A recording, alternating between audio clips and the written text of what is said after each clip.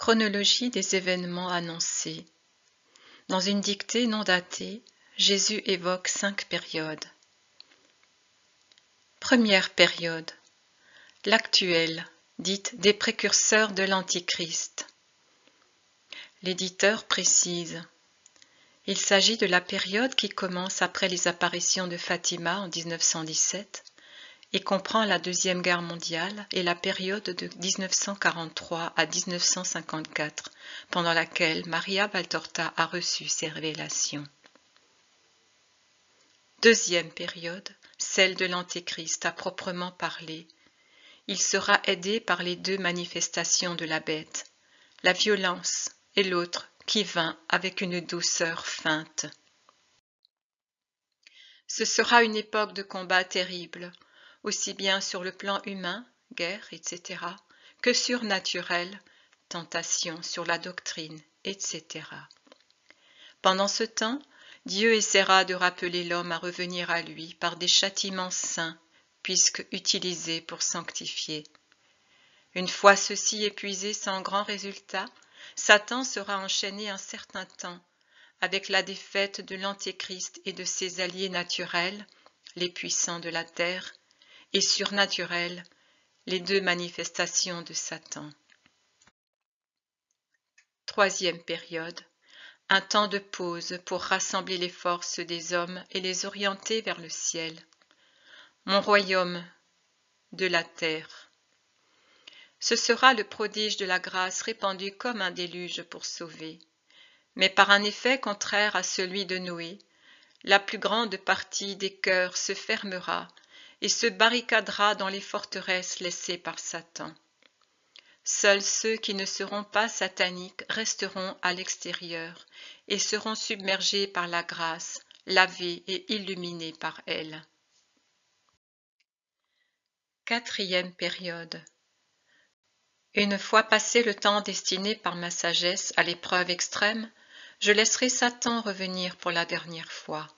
Le temps de Satan sera 7 fois plus cruel que celui de l'Antéchrist.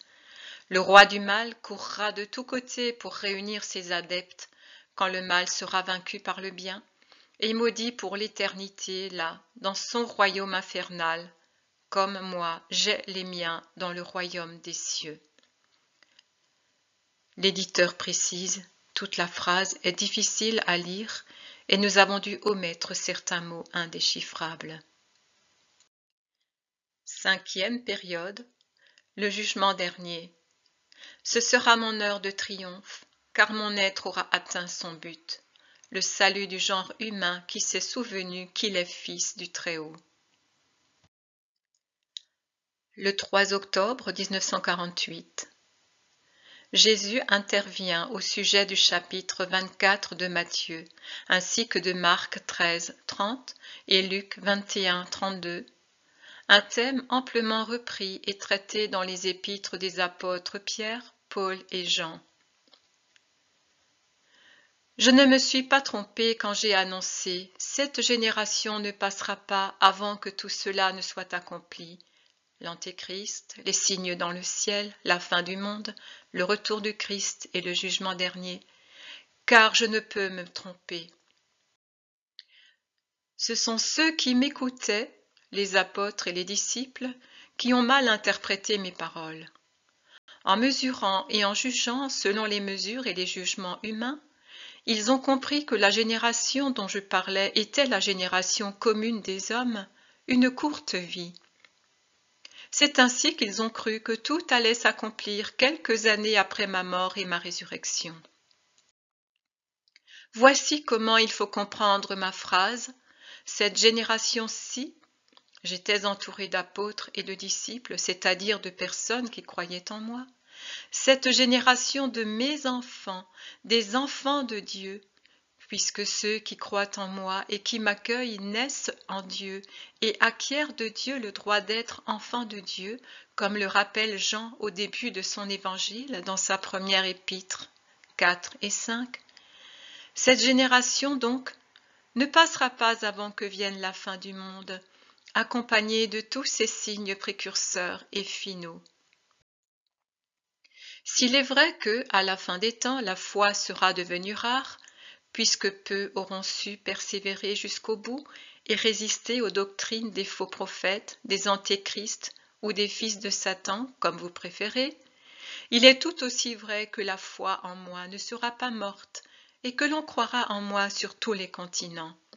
C'est pourquoi cette génération, celle des enfants de Dieu, ne sera pas passée, détruite, morte, avant mon retour. Le 27 août 1943, Jésus dit: Même dans l'Apocalypse, les périodes semblent se confondre, mais il n'en est rien. Il vaudrait mieux dire qu'elles se reflètent dans les temps futurs sous des aspects de plus en plus grandioses.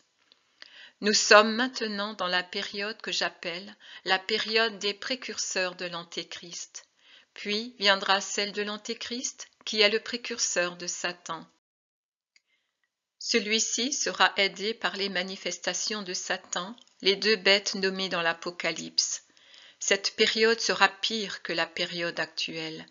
Le mal s'accroît toujours plus. Après la défaite de l'Antéchrist, viendra une période de paix pour donner aux humains, secoués par la stupeur des 7 plaies et de la chute de Babylone, le temps de se rassembler sous mon signe. L'époque antichrétienne atteindra sa puissance maximale dans sa 3e manifestation, c'est-à-dire à la dernière venue de Satan.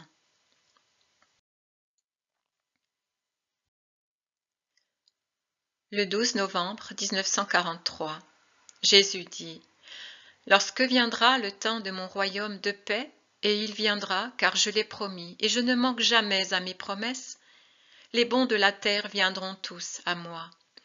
Ce sera la période dont je t'ai parlé, la période dans laquelle l'esprit aura atteint ce niveau d'évolution en vertu de laquelle vous vous diviserez spontanément en 2 groupes. Ceux qui vivent en dehors de l'esprit demeureront dans leurs ténèbres en attendant de former les milices du prince du mal.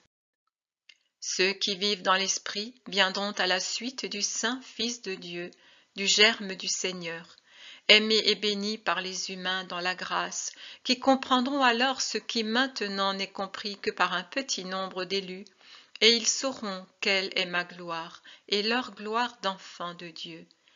Je rassemblerai mes saints, car est saint celui qui m'aime et me suit, obéissant et fidèle. Je les rassemblerai des 4 coins de la terre.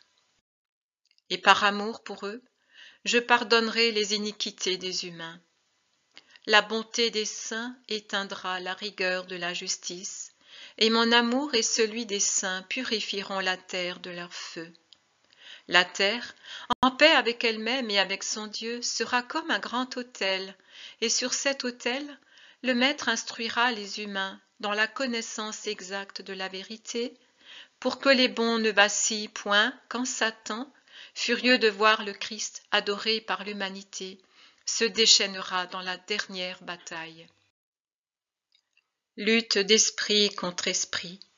Satan opposera à mon royaume spirituel et à mon enseignement sa guerre satanique aux esprits pour en détourner le plus possible les plus faibles, et de ses réserves, de ses forteresses, où se trouvent ceux qui lui sont restés fidèles, même après la défaite de la bête et de son ministre, il tirera ses agents de séduction pour ruiner une dernière fois l'œuvre de Dieu, dont la ruine commença au pied de l'arbre du bien et du mal. L'époque satanique sera 3 fois plus féroce que l'époque antichrétienne, mais elle sera brève, car pour les vivants de cette heure-là, prieront toute l'Église triomphante au milieu des lumières du ciel, toute l'Église du purgatoire dans les flammes purificatrices de l'amour, toute l'Église militante avec le sang de ces derniers martyrs. Pendant que les ténèbres et l'ardeur, que les tempêtes et les foudres de Satan bouleverseront le monde, ceux qui sauront rester à l'ombre du tabernacle dont jaillit toute force seront sauvés, car je suis la force des vivants, et celui qui se nourrit de moi avec foi et amour ne fera qu'un avec ma force. Mais ils seront peu nombreux à être sauvés, parce qu'après des siècles et des siècles de mon amour pour l'être humain n'a pas appris à aimer. Mais personne ne pourra m'accuser s'il se perd. Que pouvais-je faire de plus, ô enfant de Dieu qui avez préféré errer loin de la maison du Père et parfois vendre votre progéniture divine à l'ennemi de Dieu? Ne me dites pas que moi, qui suis puissant, j'aurais pu empêcher que le mal ne vous fasse tomber dans ses pièges, et que j'aurais pu vous faire bon de mon propre chef. Vous auriez alors eu moins de mérite qu'un brin d'herbe que le pied piétine sans même le sentir, car l'herbe naît de la semence, obéissant au décret de Dieu. Elle naît et pousse par elle-même, et elle ne reçoit même pas la moindre partie des soins que vous recevez du Très-Haut. Au brin d'herbe, Dieu donne le soleil et la rosée, et une motte de terre.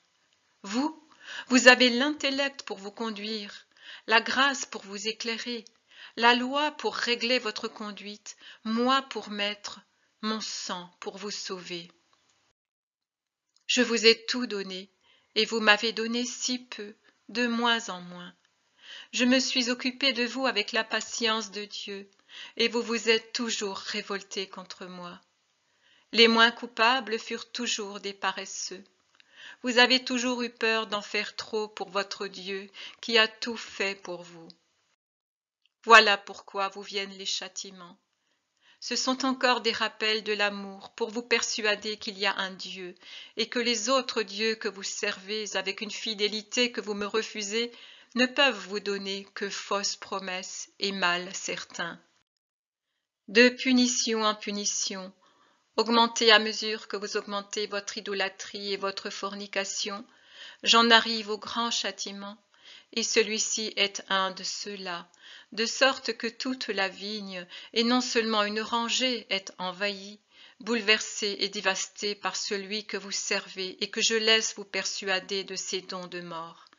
C'est pour cela que je vous dis, venez à Dieu, appelez Dieu avec un cœur et une pensée vraie, et Dieu se montrera à l'horizon ensanglanté, et Satan le bourreau fuira, vous laissant libre. Le 16 novembre 1943, Jésus dit : Ne précipitez pas le jugement de Dieu en dépassant la mesure de vos péchés. N'agissez pas de sorte que le répit entre le temps de l'Antéchrist et le temps du Christ soit trop bref. Car s'il est vrai que les derniers jours seront abrégés par amour pour les élus, il est aussi vrai qu'un intervalle de paix vous est nécessaire pour vous retremper en vue de la dernière lutte satanique. Je ferai rouler la pierre sur l'antre de Lucifer après la défaite de la bête et de ses serviteurs, mais ne donnez pas aux démons la force de secouer cette serrure en acclamant le mal.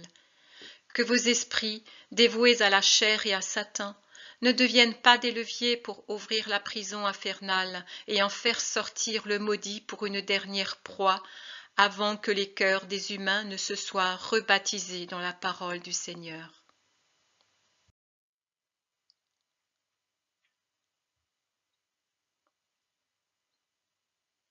Leçon numéro 24. Jésus dit : Il est juste aussi que vous ignoriez votre sort final aujourd'hui. La motivation vous ferait défaut si vous connaissiez votre futur éternel qui stimule les justes à agir pour mériter la vision béatifique de Dieu, bonheur sans limite.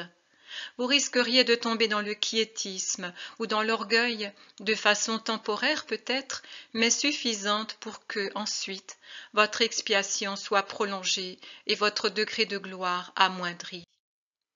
Les injustes, par contre, se sentiraient poussés à agir comme de véritables démons. Ils parviendraient à haïr et à blasphémer Dieu, ainsi qu'à haïr et à nuire à leur prochain sans aucune retenue, sachant d'avance que l'enfer les attend. Non, chaque créature douée de raison doit choisir librement le but qu'elle préfère et la voie qui lui plaît. En connaissant la loi et la fin à laquelle conduit l'obéissance ou la désobéissance à cette loi, la créature possède ce dont elle a besoin pour effectuer son choix.